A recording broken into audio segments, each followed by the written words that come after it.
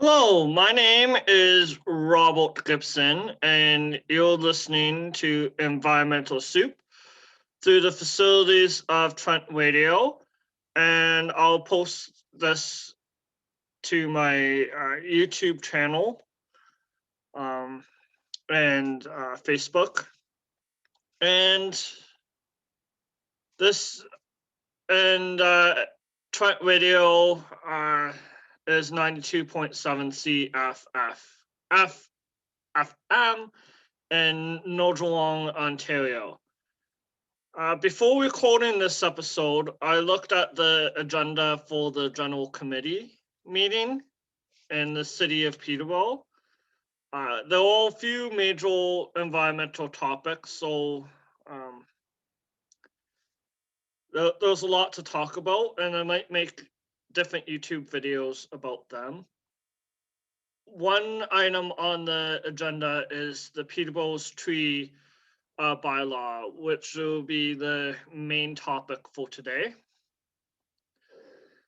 And previously, the city of Peterborough had a tree bylaw, but it was suspended in 2019.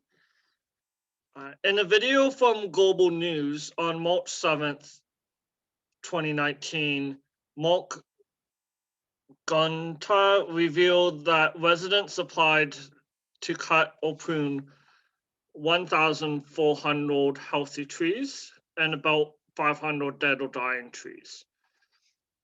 And sometimes pruning protects the health of a tree. So that 1,400 is likely low for like cutting down healthy trees, but it's still a large amount. Councillor Don Vasiadis said that the bylaw wasn't user-friendly, the previous bylaw. An editorial from the staff at the Peterborough Examiner called editorial, City of Peterborough should let its tree cutting bylaw wither and die, from March 11th, 2020, says, the tree cutting bylaw that the City Council is putting on hold is a prime example of government action to solve a problem that doesn't exist. And that was a quote.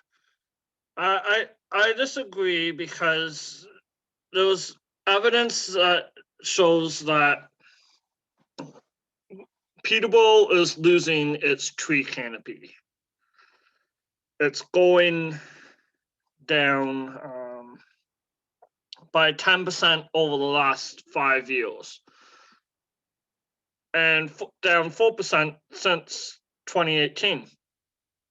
So there's obviously an issue going on with tree cutting, and with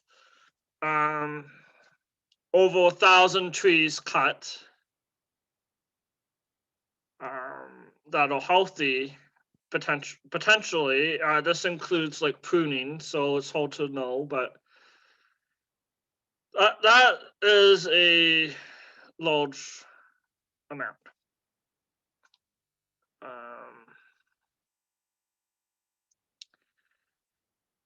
From Global News video, we know that 1,400 healthy trees were impacted. The article also says, in 16 months, the city received 1,143 applications concerning 2,061 trees. Of those, 450 were to cut down a healthy tree. And of those, one was denied. But that one could have been, would now be allowed to be cut down. And then there's also the deterrent factor of having a bylaw in place to begin with. Yeah, so currently it can be cut down with no problem. And there was also replacement requirements in the old bylaws. So even the 450, you had to replace the trees, and there was we should also replace trees that are cut down because they're unhealthy as well. And then those other factors like climate change, just simply being in the city, like with the extra salt,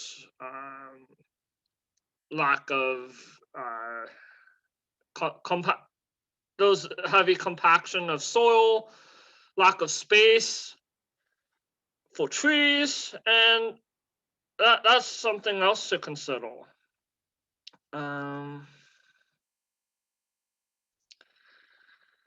And yeah, yeah, there was replacement requirements in the city bylaw. I said that. I believe that the city was might have been too lenient with cutting down trees. A report called IPSIM 21-008 Open Forest Canopy Conservation and Tree Removal Bylaw in the agenda, starting on page 86, says 10% of forest cover has been lost in just 5 years. 5. This is a crisis because, and we want to increase, the city wants to increase the canopy to 35% by 2041. But between 2018 and 2020, 4% of the canopy was lost and 10% in the last 5 years. And for a marginally healthy forest, there needs to be 30% cover. And this is just marginally healthy. We need 30%. So this is a crisis in Peterborough.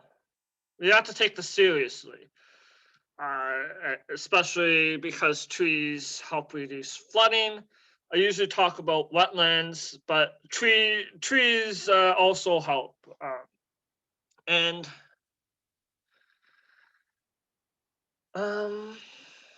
yeah, and quote, this decline informs the recommendation that replanting must occur to halt the gradual erosion of the canopy, and this replacement program needs to be sufficient and timely to counteract losses as soon as possible. Additional planting above and beyond the removal of healthy trees will be required to provide enhancement of the canopy into the future, end quote. So this shows that trees are not being protected.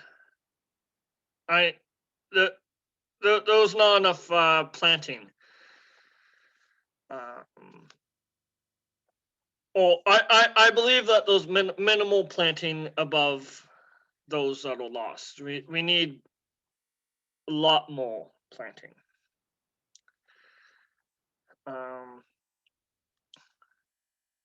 And on the general committee meeting on March 4th,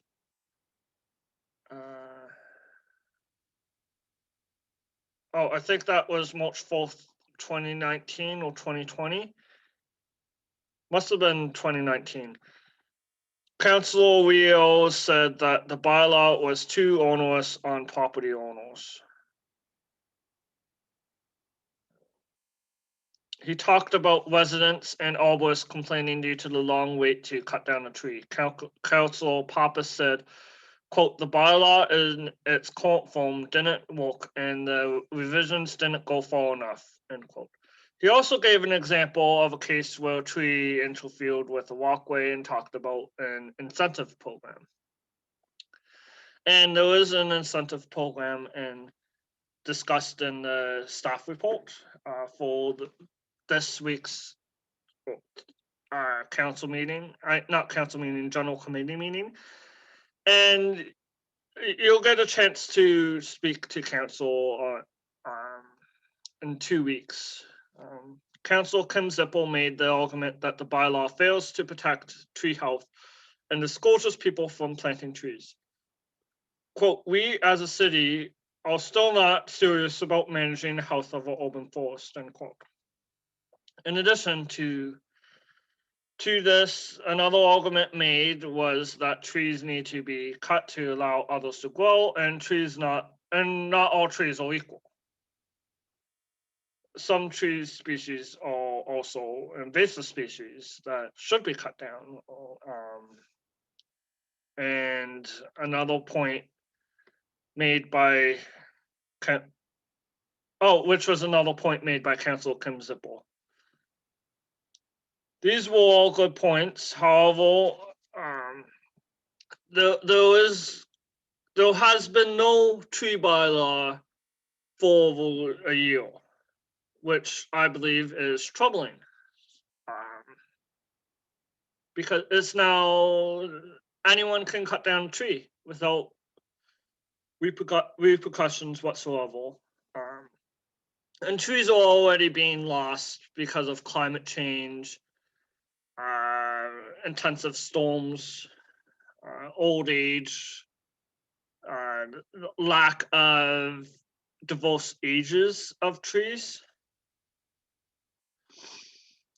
In the article, Can We Save Peterborough's Urban Forest by Will Pearson, on August 4th, 2020 in Peterborough, Corinth, there was a link to the tree inventory and EAB status in the city of Peterborough. The article can be found at peterborough.ca/environment/urban-forest/. The article mentioned several issues. One, people's views on trees have changed, and there are more people that want to not have trees on their properties. Vaughan Bastable, the manager of the College Park, is quoted as saying, quote, at one point, it was a status symbol to have a beautiful trees on your property, but times have changed. And people's priorities changed, and they want to have, and they went with more of a bare look, end quote. There was a lack of middle ground age trees to replace older trees. Quote, as trees hit their maturity, our canopy is in decline. And then that's a quote by Vaughan Bastable. The emerald ash borer was mentioned, an invasive species that impacts tree health, and a lot of trees are dying as a result of the ash borer.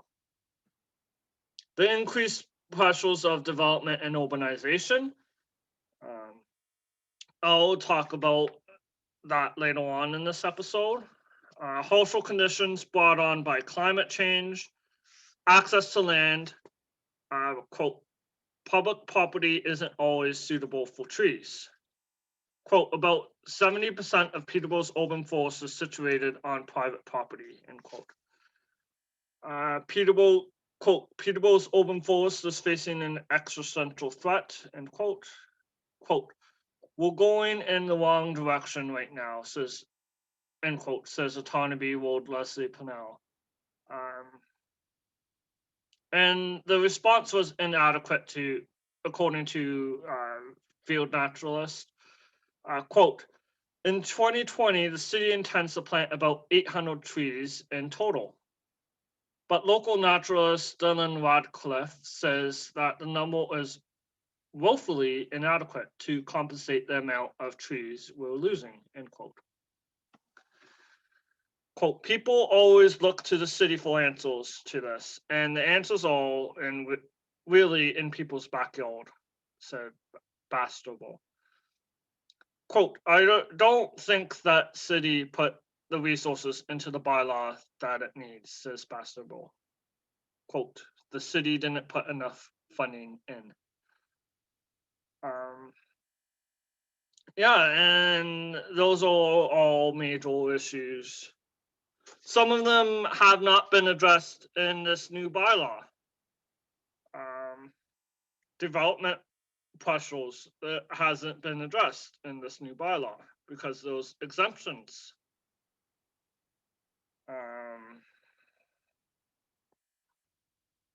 And then some of the reasons to care about trees listed in the article is that they reduce energy costs, energy consumption, provide habitat, reduce erosion and flooding, and also and this wasn't mentioned in the article, but it improves mental health.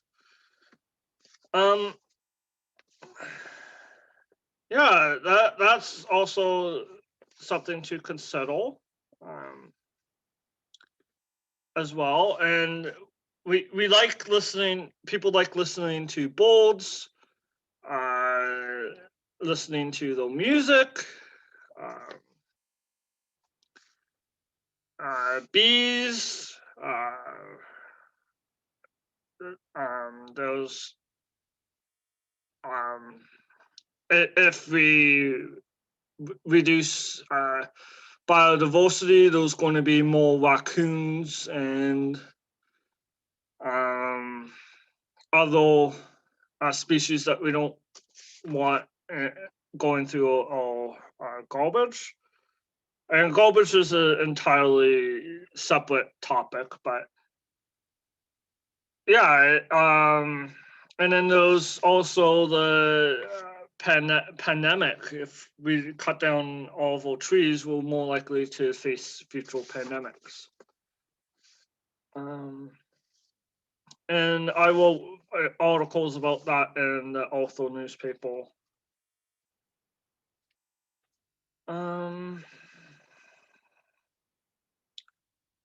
Yeah, and then the article says, quote, trees sequester carbon, which helps to slow climate change.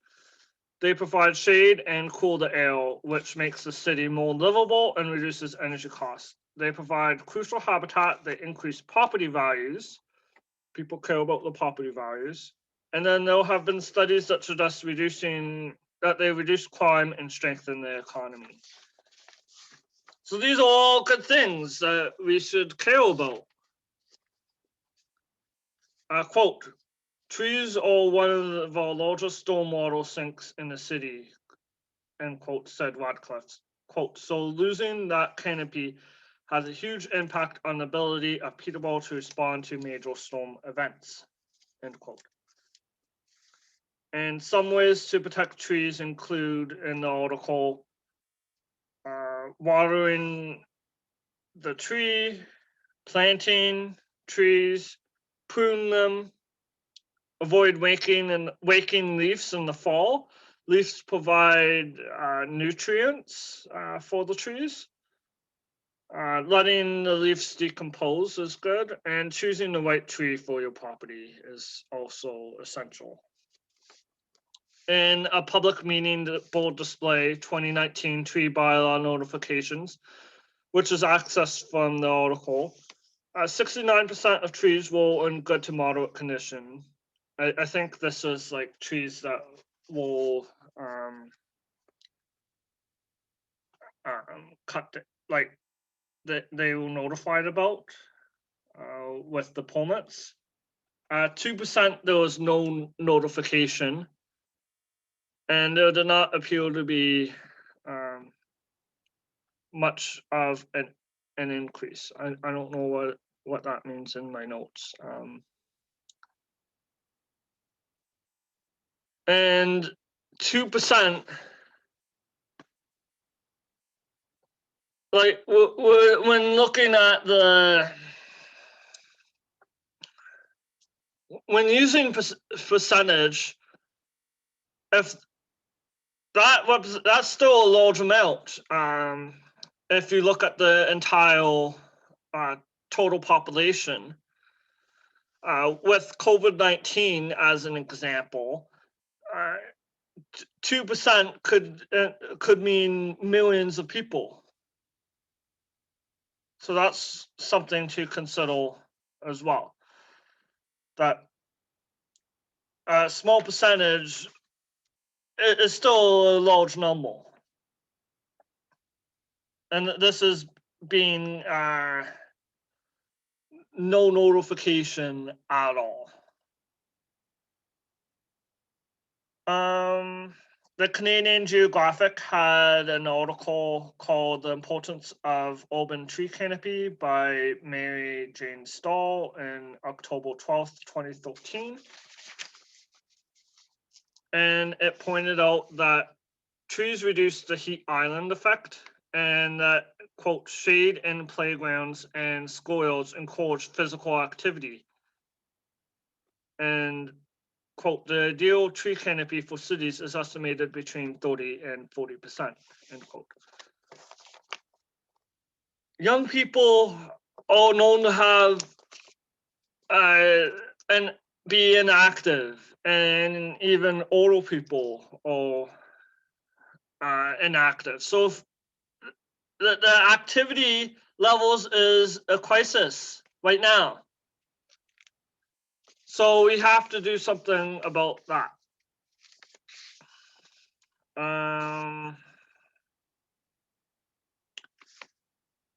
And if trees help with activity, then we should plant more of them.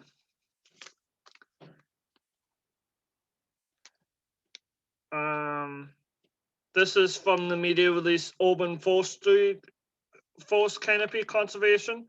Quote, through tree removal notification process that is currently in place, the city recorded the removal of 2,323 healthy trees over the last 2 years from April 2019 to March 2021. Removal of healthy trees. So let's see. In 2 years, there was 2,323 trees removed. The previous number was, in 16 months, the city received 2,061 trees. So there was an increase of trees in the last two months. Since April to March. And quote, last year, Council approved guiding principles to provide a framework for urban forest canopy conservation efforts. The guiding principles included pruning should, and this is a quote, pruning should not be part of the regulatory framework. Pre-qualification of tree service professionals as part of the regulatory framework. Permits are part of the regulatory framework. Incentives are part of the regulatory framework. Penalties should be considered in developing the regulatory framework. A balanced approach to any requirement for replacing trees to replace removal of healthy trees be considered in developing the regulatory framework. Education is a key element of the regulatory framework, and costs associated with administrating and enforcing the tree conservation bylaw should be covered by fees and tax-supported programs. End quote. And Dylan Radcliffe is someone I recommend following for local environmental news and perspectives. Those other individuals that talk about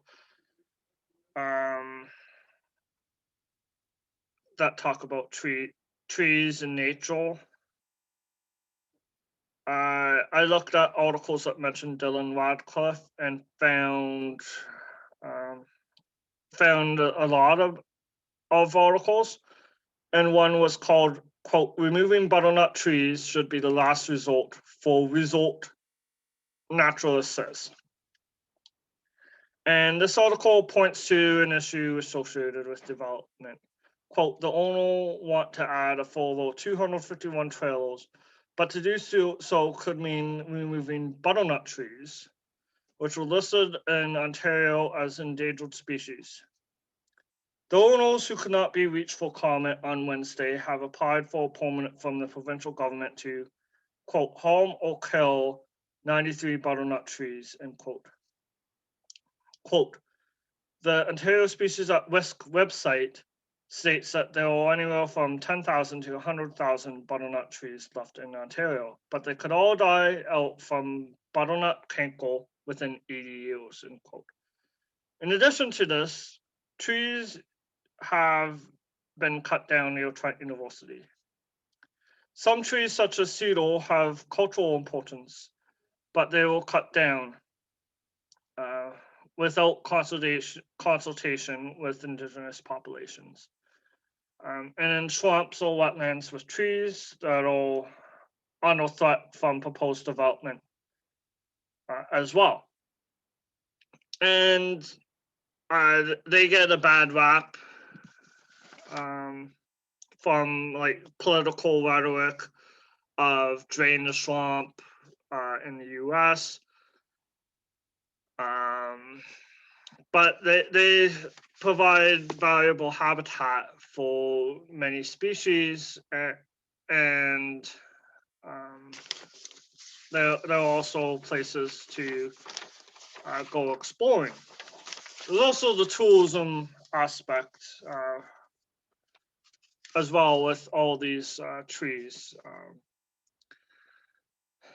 When you picture like a lot of the best cities, they often come with trees.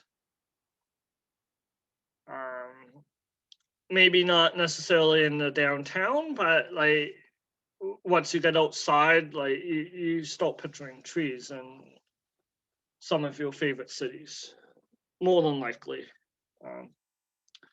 I can't read your mind, but and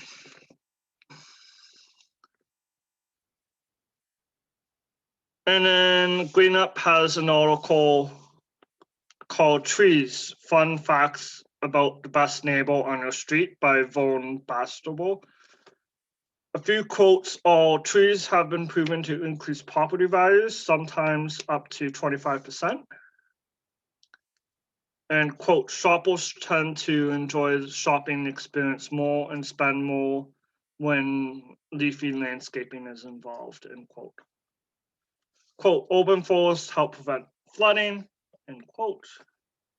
Quote, trees are also vital sources of food and providers of habitat for birds, bees, and other critters we share our environment with, end quote. Should I mention how we like to eat food pollinated by bees and other pollinators and honey, not to mention flowers. Spring and fall are the best times to plant a tree, end quote. Those economic benefits to protecting urban canopy. There are all numbers provided in the staff report, and I have those numbers. Table 1, the assessed value of the benefits for Peterborough's urban forest, and the replacement value is 579 million. Building energy savings, 983,000 per year. Carbon sequestration, 4,106 tons per year, and that's 428,000 per year. Carbon storage, 13.5 million. Stormwater runoff mitigated, 43,153 meters cubed per year. Pollutants removed, 84.5 tons per year, and that's 481,000 per year. So this loss of trees has huge financial implications in forest. And sorry, I'm just finding where I was.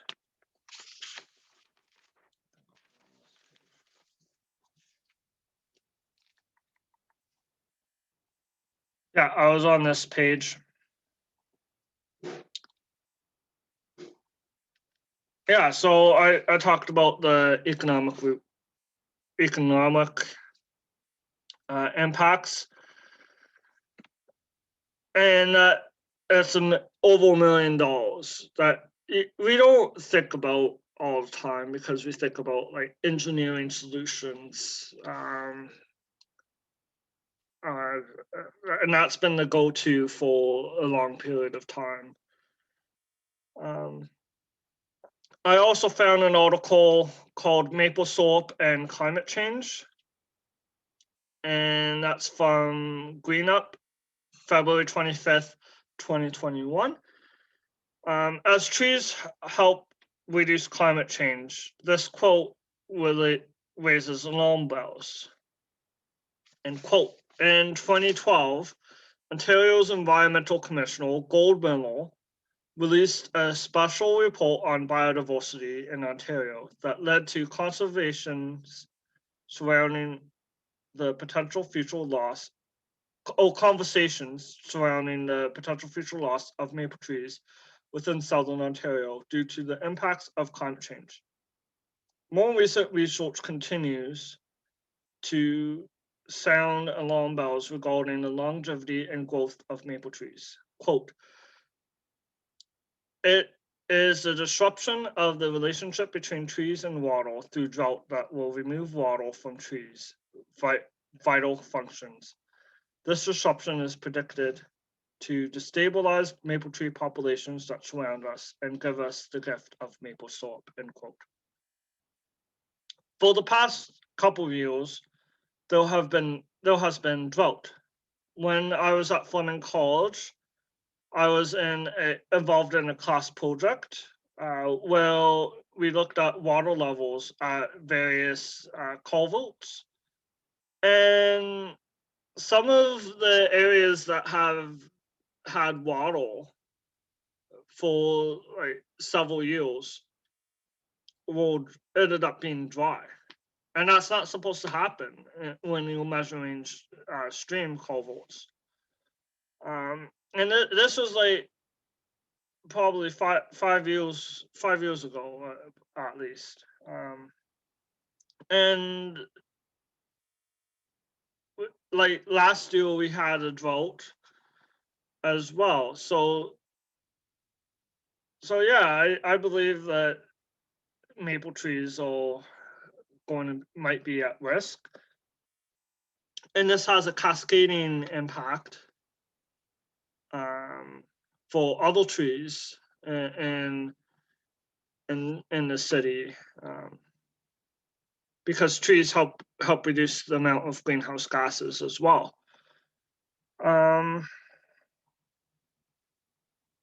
Yeah, and in the video, How to Plant a Tree with Vaughn, GreenUp Ecology Park Manager Vaughn Bastable talked about how to plant a tree. Some considerations mentioned included the selection of tree site conditions such as light, water, and soil type. In addition, the size of a tree makes a difference. The hole should be the depth of a pot and 2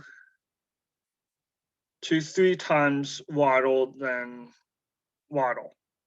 And then there should be 2 deep waterings a week in year 1. The proposed bylaw is public. I'll cover some of the important definitions. Definitions are important in any piece of legislation, and I'll cover some of them here. 1, DBH, or diameter at best height. This is mentioned throughout the document. Means the diameter of the stem of a tree measured outside of the bulk at a point that is 1.37 meters above the highest point of the ground in an undisturbed state at the base of the tree. So that has to be measured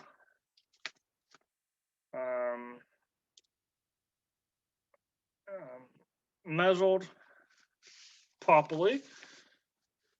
Injury means damage to a tree that in the manager's determination that could impact or terminate its growth, but does not include pruning or removing no more than 25% of the tree's live crown, that in the manager's determination has improved or will improve the health of a tree. Could is a key word here because even if there is no damage, someone could still be violating the law. It is also significant that pruning is not part of injuring a tree, as it was an issue with the previous bylaw. Officer means the manager. 2, each person from the time appointed as municipal enforcement officer to enforce all or any of the city's bylaws. 3, each assistant to fire marshal employed by the city. And 4, police officer employed by the Peterborough Police Service, Ontario Police, Provincial Police, or Royal Canadian Mounted Police. This defines who can enforce a law, and it's important to include who can enforce laws. Tree means any species of woody perennial plant, including its root system, which or has a genetic potential to reach a height of at least 4.5 meters and a DBH of at least 7.5 centimeters at physiological maturity. This means that shrubs are not considered to be a tree. In addition, for it to be a tree, it has to be able to live more than 2 years.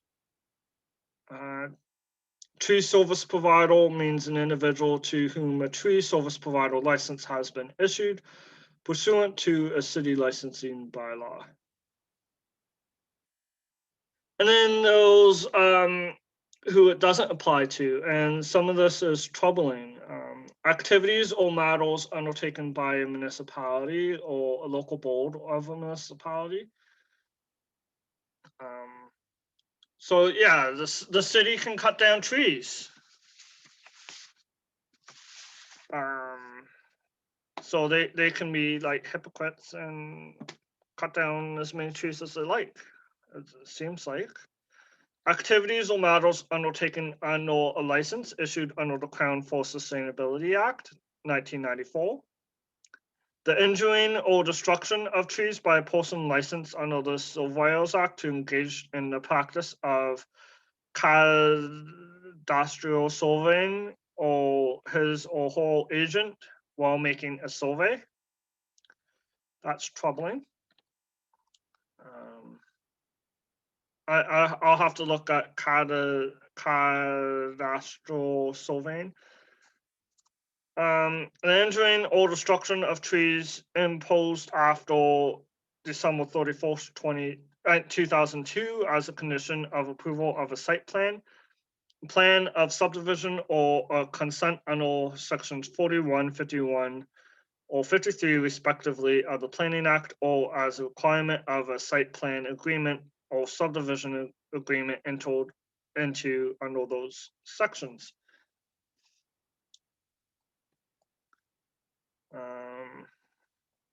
So yeah, developers can cut down trees, especially those ones that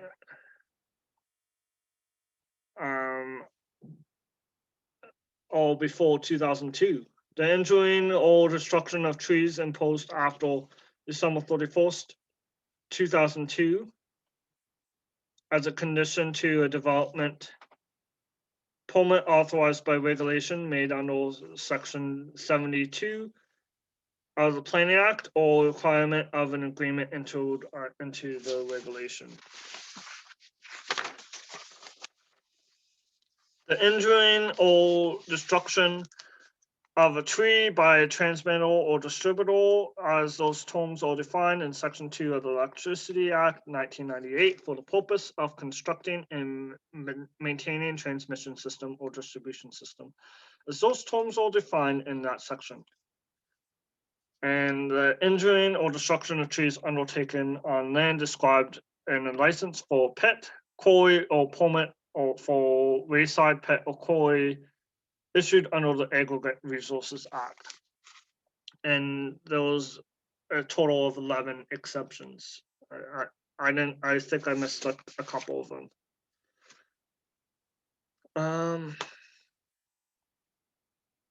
Yeah, that's huge. That's a huge deal. Developers can cut down trees. They don't have to replace them. They don't have to, what's the word? Yeah, they don't have to have there's no regulations on that. And that's where we're losing a lot of the trees from development. Like there's Lily Lake Road, Trent University, there's Television Road probably. One of the troubling aspects is not including lands undertaken by a municipality because it would allow the city to destroy trees without replacing them or avoiding damage to trees. And maybe there's another law. One of the sections says, I should have wrote this down in my notes. No person may destroy or injure a tree except pursuant to permit 10. I think that's section 10. No owner may permit a tree to be destroyed or injured except pursuant to a permit. And this is an important consideration. So you're not allowed to destroy or injure a tree. End quote, the manager may refuse to accept an application unless the manager is satisfied that A, the application is complete, legible, and submitted on forms from time to established by the manager. An individual applicant is not a minor. The applicant is by or on behalf of all owners. A corporate applicant is incorporated pursuant to the laws of Ontario and is in good standing. And the applicant is accompanied by payment in full of any fee established by council. It should say shall instead of may.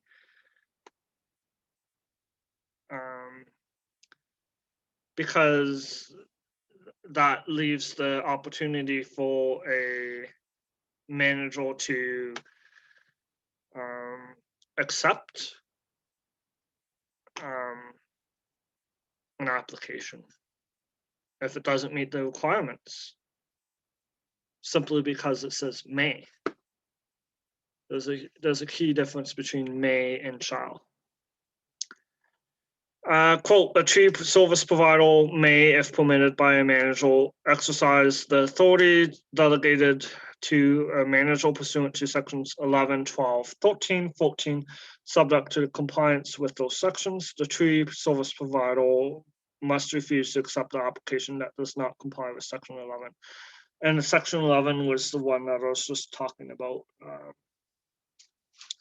And quote, section 32, subject to section 33, and in addition to any other remedy, each person that contravenes this bylaw is upon issuance of a penalty notice in accordance with AMP Systems Bylaw 20073, liable to pay the city an administrative penalty of A, $175 for the remainder of the first day which contraventions occur, and B, $275 for each subsequent day on which the contraventions continue.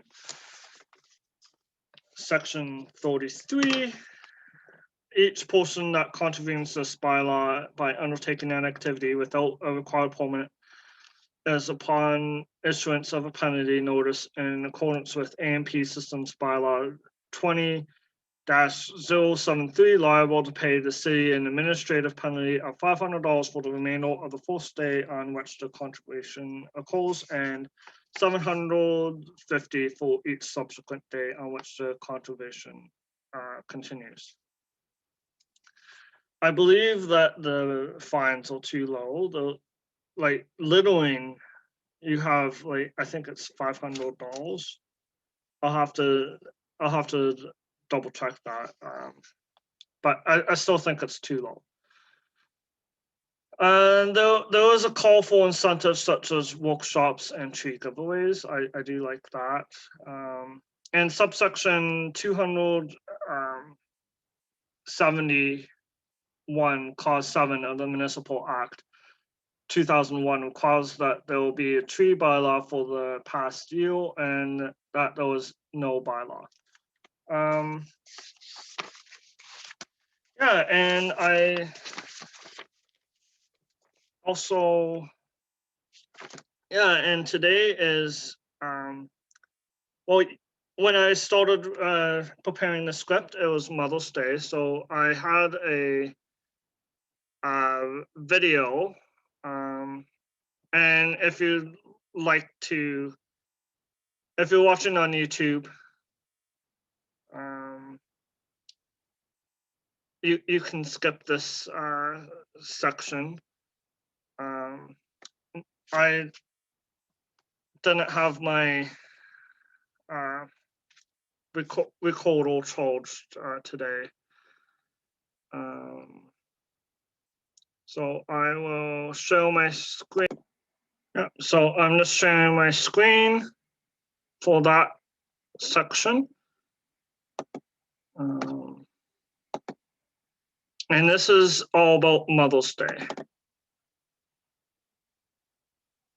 And am I? Yeah, I'm recording now. So.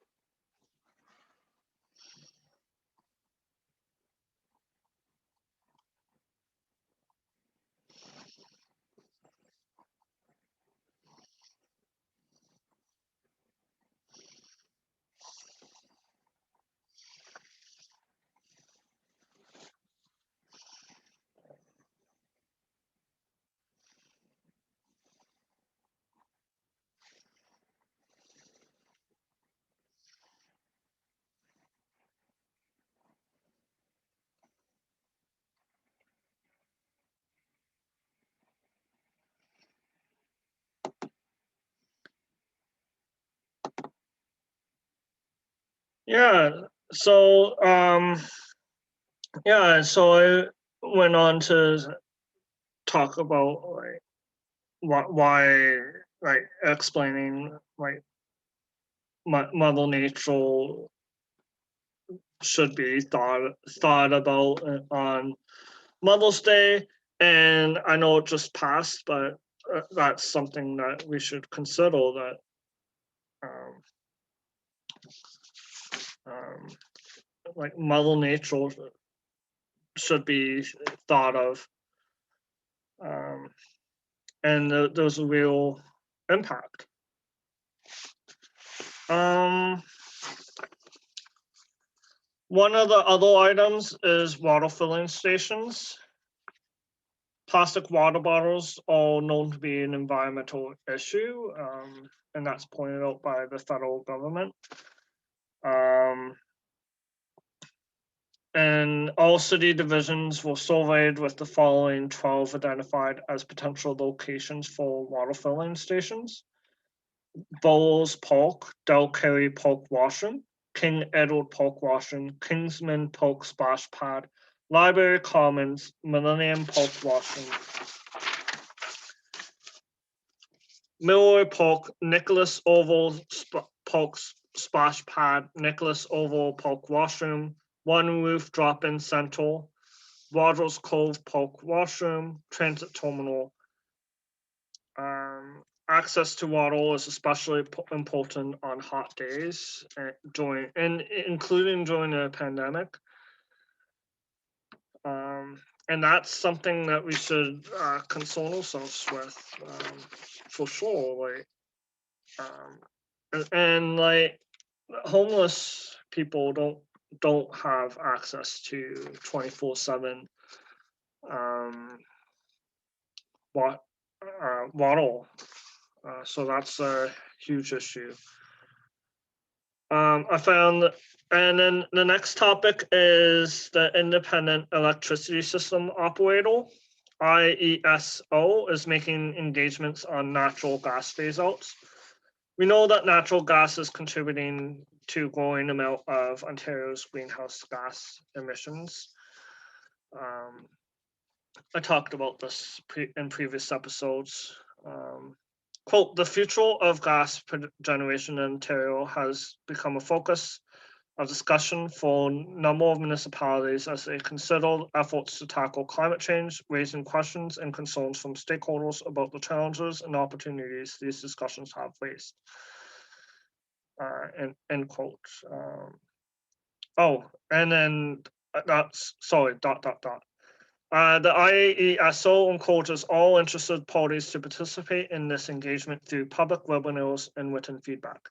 To be added to the email list for communications related to engagements or to submit comments and inquiries, please email engagement@ieso.ca. And then quote, on May 27th, 2021, there was a webinar.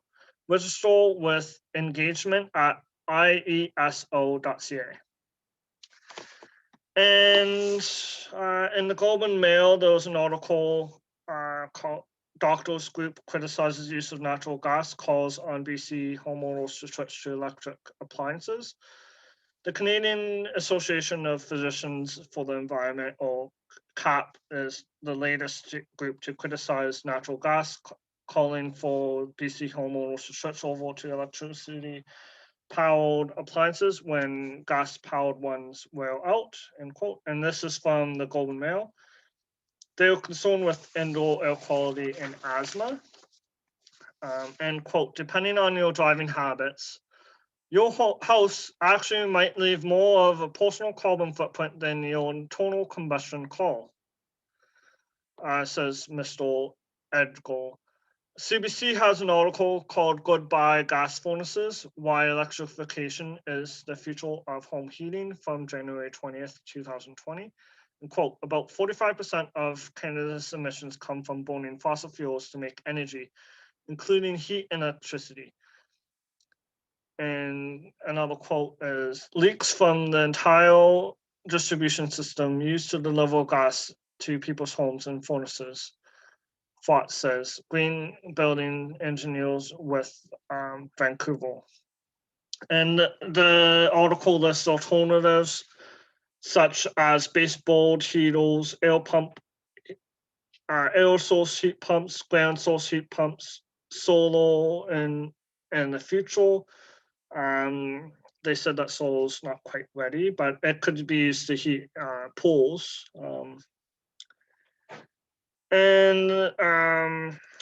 Out of those, baseboard heaters are the least efficient. They're the cheapest to install, but least efficient.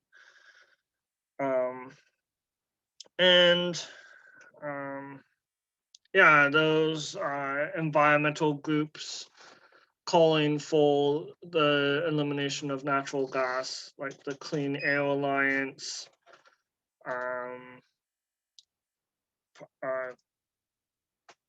those environmental experts calling for the end of natural gas, and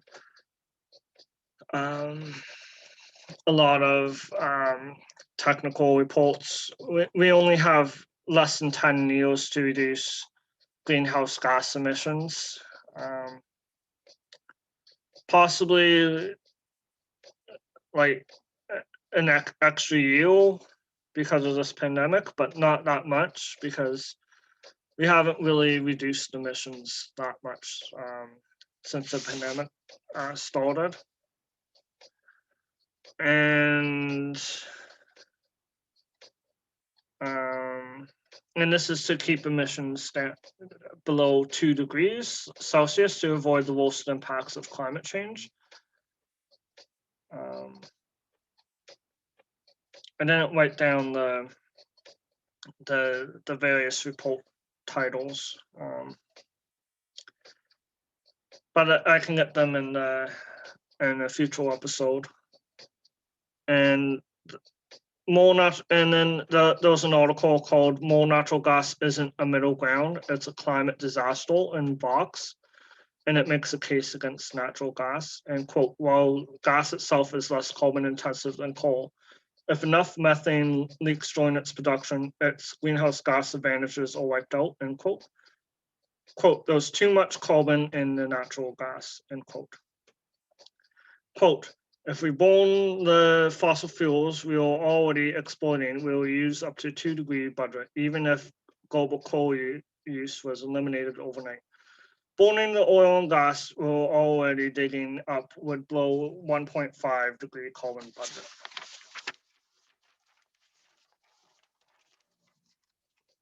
I've heard comments about wind and solar not interact. Wind and solar, like the wind not blowing, the sun not shining. This neglects that battery storage and complementary power systems. Like when it's not blowing, it's usually a sunny day. When it's windy,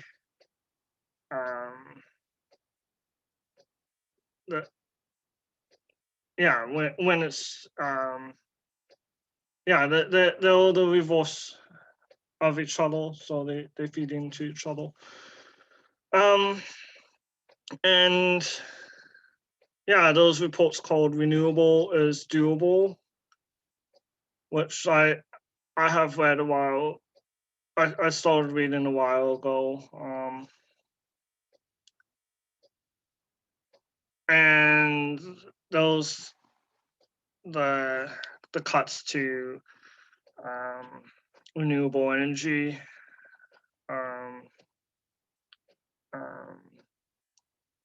generation, and that impact Indigenous people, schools, and municipalities the most. And yeah, that's what I had to say for today.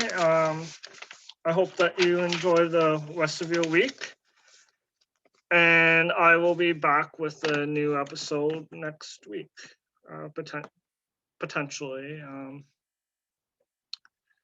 And I will pause.